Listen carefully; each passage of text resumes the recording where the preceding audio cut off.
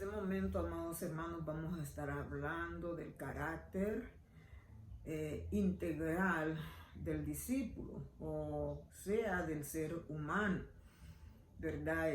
Nosotros somos personas que estamos formados por emociones. Yo recuerdo una vez que una persona me dijo a mí que tenía que sacarme mis emociones, ¿verdad? Entonces yo le dije a esta persona que cómo podía yo sacarme las emociones si las emociones son muy necesarias en nuestras vidas. Ya no las podemos sacar. Ahora, si ella me hubiera dicho controla tus emociones, entonces sería diferente, ¿verdad? El controlar las emociones, ¿verdad?, nos lleva a que pongamos parámetros dentro de nuestras emociones negativas, nuestras emociones positivas, y ambas se necesitan, ¿verdad? Como personas que somos, nosotros necesitamos emociones de tristeza, porque estamos en un mundo que hay muchas cosas, nos dan tristeza, ¿verdad? Yo no creo que yo me voy a estar riendo de algo que está pasando, que Dios nos guarde a todos, que es algo feo que está pasando, ¿verdad? A alguien o algo en el mundo. Yo no creo que yo voy a estar jajaja riéndome, ¿verdad? Se necesita la tristeza. ¿Cómo lo sabemos? Cristo, ¿verdad? Él demostró tristeza, él lloró en los días de su muerte, dice Hebreos. Cristo lloró cuando su amigo Lázaro se murió. Lloró también ante las murallas de Jerusalén cuando habló de los profetas, ¿verdad? Que siempre quiso juntarlos como la gallina a los polluelos. Cristo lloró en los días de su muerte. Cristo sintió tristeza. Cristo sintió emociones negativas, ¿verdad?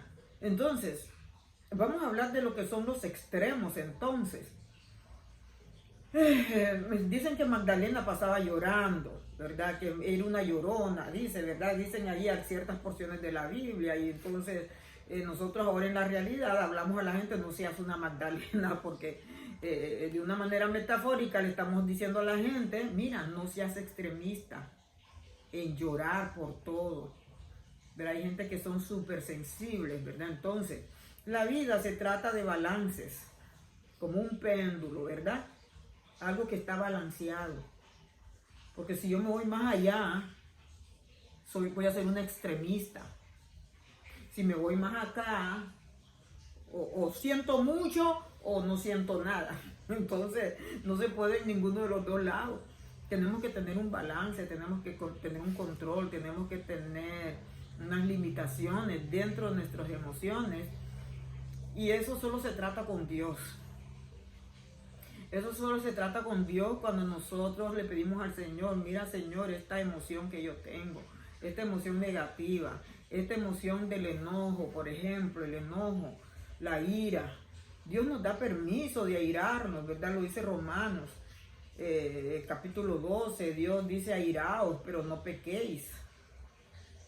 Dios nos da permiso a enojarnos, porque somos humanos. ¿Cómo vamos a demostrar nosotros que estamos molestos con algo que no nos agrada?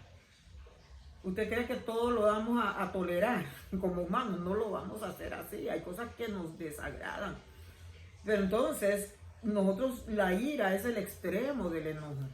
En la ira uno ya está tirando platos, está golpeando la mesa, está golpeando paredes. Entonces ese extremo nosotros no lo podemos usar para mediar o para resolución de conflictos, porque en vez de mejorar, vamos a empeorar la situación. Entonces, Dios dice, airaos, pero no pequéis. No se ponga el sol sobre vuestro enojo. Quiere decir, el sol cuando está en su cenit, en el centro del universo, ese es el momento más caliente que cae sobre la tierra.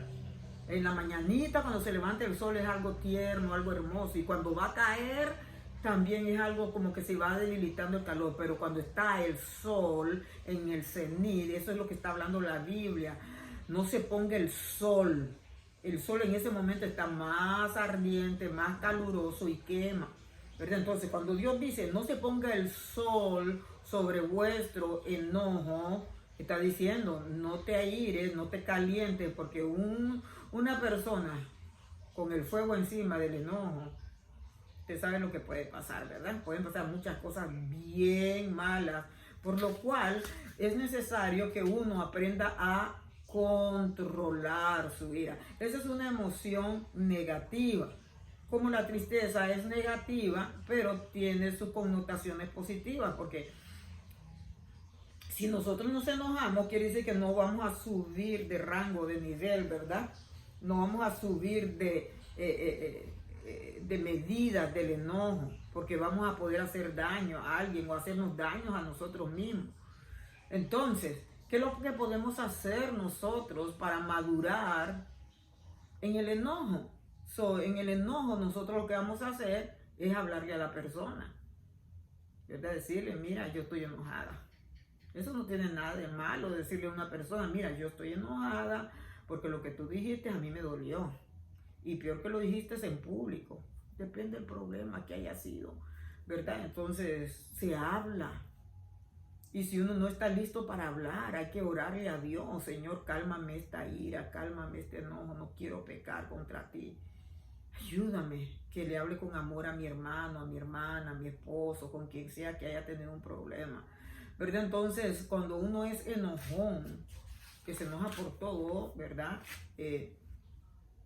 Uno lo que puede hacer es tratar con Dios, porque enojarse por todo no está bien, ¿verdad? Ese es un carácter bien irritable, bien molestoso, o una persona que se vuelve como tóxica, que todo le molesta y todas esas cosas. Entonces, uno tiene que aprender a cómo controlarse, a ser más pacífico, porque la Biblia lo dice, ¿verdad? Que sin paz y sin santidad nadie verá al Señor. Quiere decir que el enojo o la ira mal infundada o la ira sobrepasada, o como sea, eso nos debilita el carácter, a ser más vulnerables a puertas abiertas, a muchas cosas, hasta enfermedades.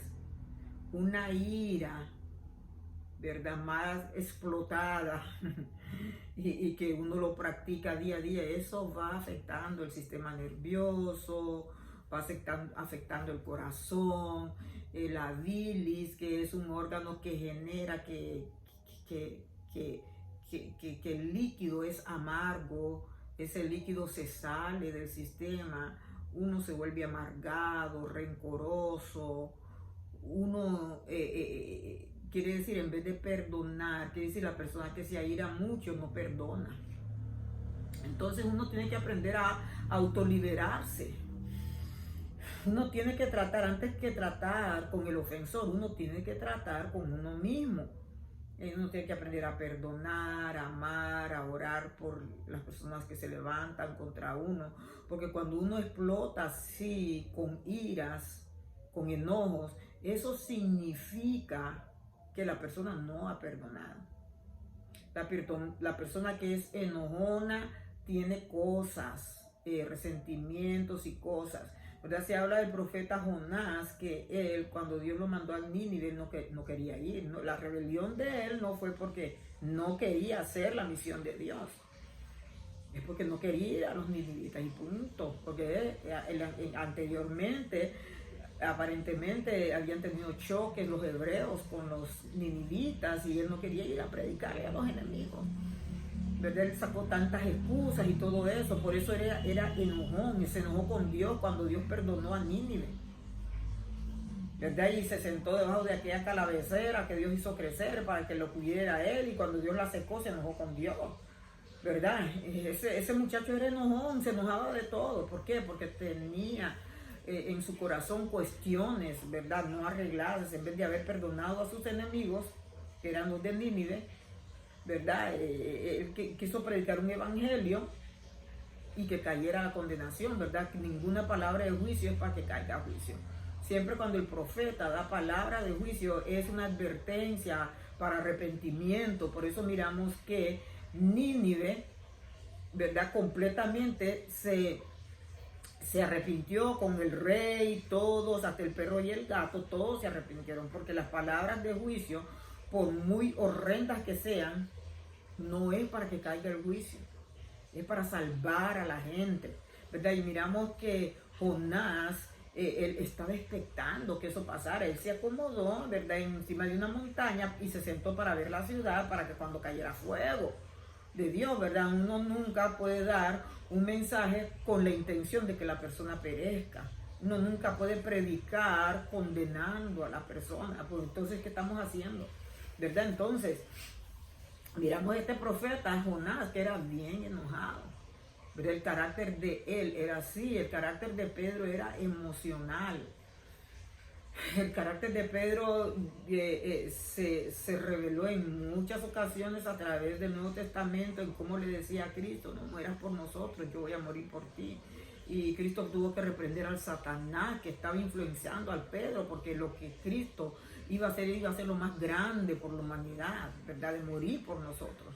Y Pedro, de una manera u otra, quiso impedir eso, ¿verdad?, por su carácter emocional.